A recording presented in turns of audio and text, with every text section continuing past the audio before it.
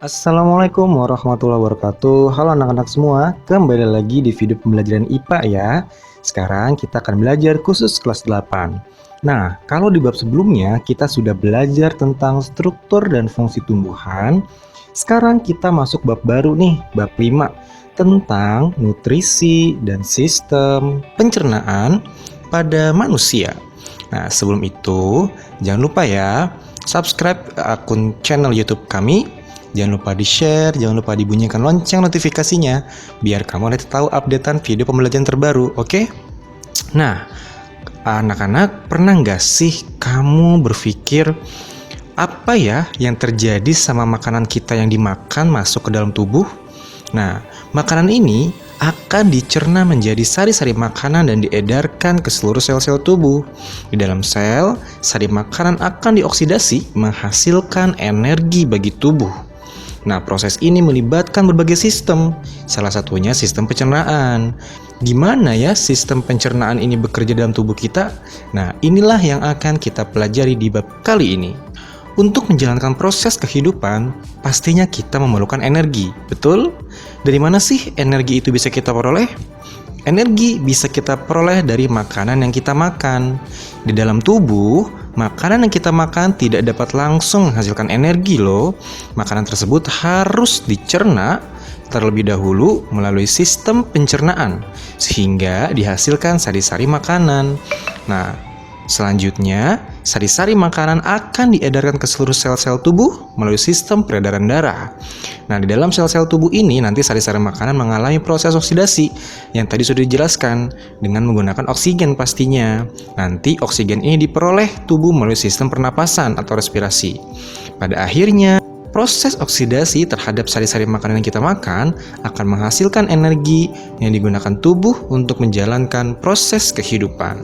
Nah, sebelum pelajari lebih lanjut tentang pencernaan, coba kita akan belajar hari ini tentang nutrisi, ya.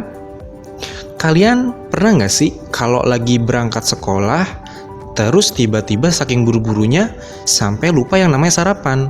Nah, pertanyaan kakak adalah, apa yang kamu rasakan pada perut kamu menjelang siang? Pasti lapar, ya nggak? Lapar, akhirnya badan lemes, belajar jadi nggak konsentrasi. Betul? Karena di kepala kita pikirannya mau makan. Bener nggak? Nah, inilah dia. Jadi, apakah dalam kondisi ini kita bisa belajar dengan konsentrasi? Bisa fokus belajar? Pasti enggak dong. Nah, kenapa sih kita perlu makan tiap hari? Nah, ini dia, ada istilah yang namanya kamu adalah apa yang kamu makan. Nah, ungkapan ini terkait dengan peran makanan terhadap kesehatan dan kehidupan seseorang. Jadi, makanan yang kita makan itu harus cukup dan seimbang ya. Dan makanan itu harus bersifat higienis, terbebas dari bibit penyakit, zat-zat berbahaya, dan sebagainya. Nah, manusia itu membutuhkan makanan bergizi dalam jumlah yang seimbang. Makanan bergizi ini adalah makanan yang mengandung zat-zat gizi atau nutrisi yang diperlukan tubuh sebagai sumber energi, pertumbuhan, dan mempertahankan kesehatan. Nah, ini dia nih yang akan kita bahas, yaitu tentang nutrisi, atau yang kita kenal dengan istilah sari-sari makanan. Jadi sari-sari makanan sama dengan nutrisi ya.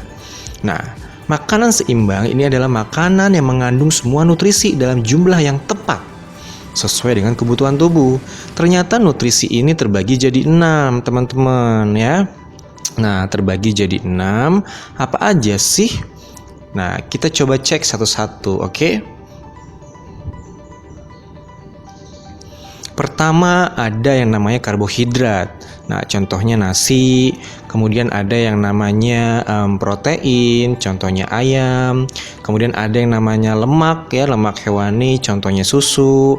Kemudian ada yang namanya mineral ya, yang terkandung dalam daging. Kemudian ada yang namanya vitamin, nah, yang terkandung dalam telur. Dan terakhir, air. Nah, 4 komponen inilah yang dibutuhkan oleh tubuh kita agar tetap sehat dan penuh energi. Nah, kira-kira fungsi nutrisi itu apa sih sebenarnya gitu kan? Nah, saking pentingnya ada di dalam tubuh kita.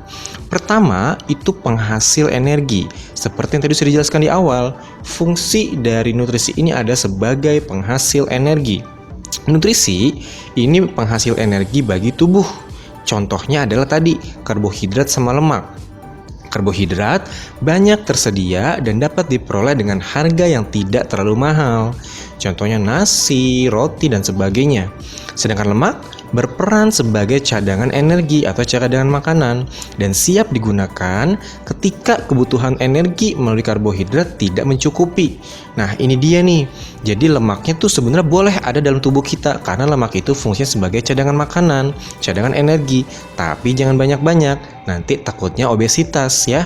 Nah, ternyata lemak ini akan berfungsi ketika tubuh kita kekurangan karbohidrat.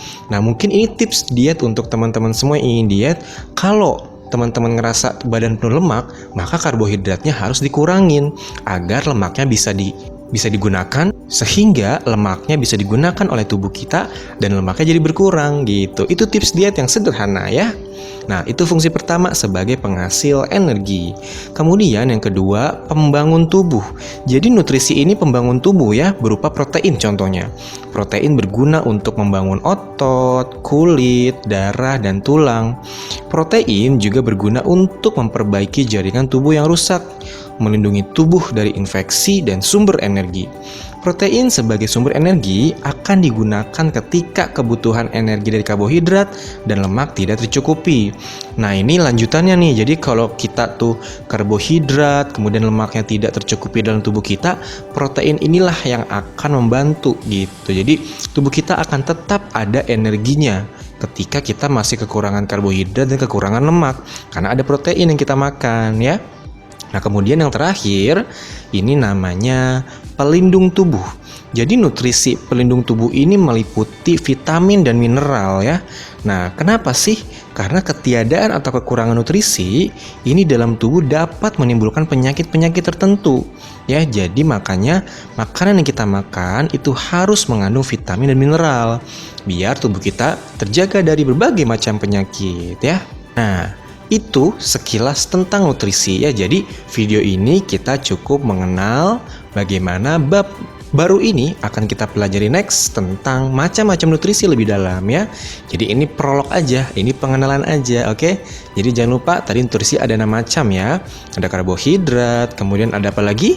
Ada lemak, ada protein, ada mineral, ada vitamin, dan terakhir adalah air ya. Jadi 6 komponen itu harus ada dalam tubuh kita. Itulah makanan seimbang ya. Makanan yang mengandung nutrisi dalam jumlah yang tepat. Oke, nah sekian video kali ini. Next videonya akan lebih panjang ya. Ini pendek-pendek aja videonya ya, karena cuma pengenalan. Nah sekian dari kakak, kurang lebihnya mohon maaf. Jangan lupa di subscribe channel ini, dibunyikan lonceng notifikasinya ya. Dan yang paling penting jangan lupa di share ke teman-teman kamu, biar teman-teman kamu juga bisa sama-sama paham, nilainya sama-sama bagus. Oke, sekian, see you.